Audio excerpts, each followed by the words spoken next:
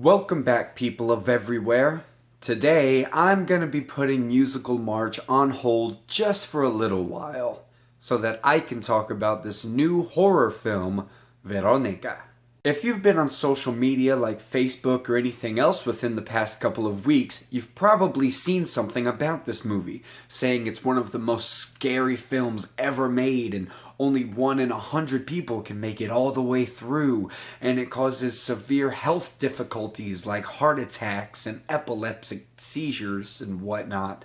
Well, I took on the challenge and decided that I would be the judge of whether or not it deserves the title of one of the scariest films ever made. Verónica follows the character of Verónica, a 9th grader in Madrid, Spain, who has to take care of all of her young siblings because her mother works night shift at a bar. But when she and her friends decide that they are going to play with a Ouija board to contact the spirit of Veronica's dead father, things go horribly wrong, and she is tormented with some unknown spirit. Now, doesn't that sound incredibly similar to, I don't know, every other horror film ever? Now, as you might have noticed from that clip, the subtitles were on.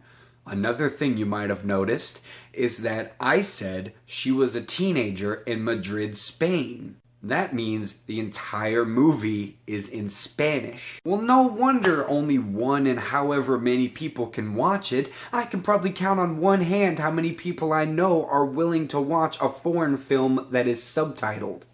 There really is nothing interesting in this movie, which I'm amazed by.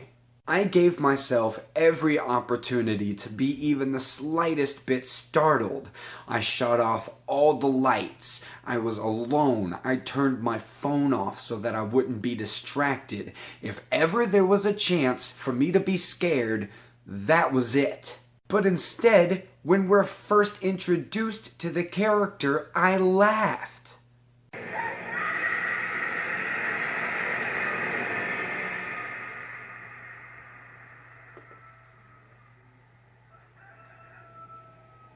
Really?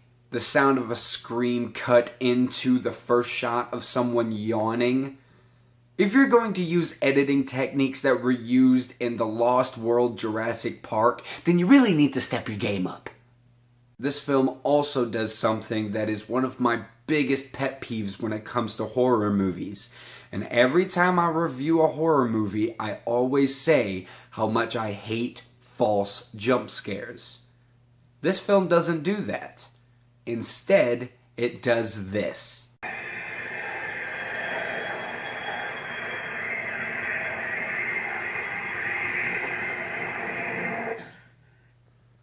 If your film has the creepy moment happening just to find out that it's all just a dream, more than once, then you're making a mistake.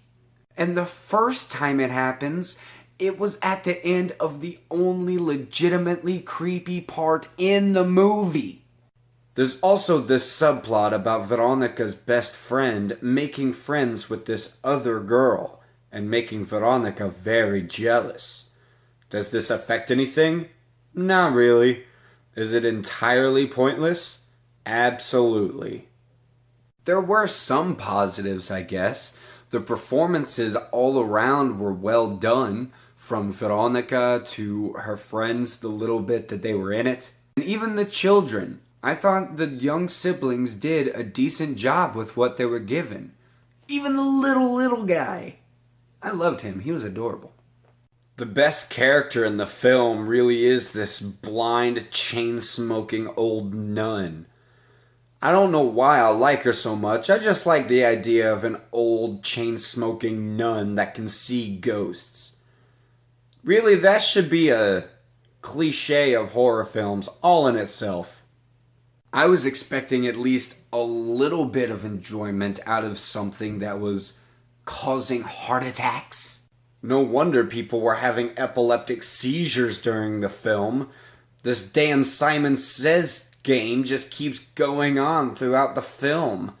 Like you can sense ghosts or something, I don't know, but I can definitely see why it would mess with some people. But really all it caused me was boredom.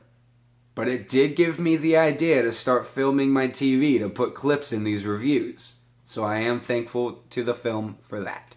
With this being such a below average horror film with only one legitimately creepy scene, some decent performances, but just too much letdown with all of the hype, I'm going to have to give Verónica a C-.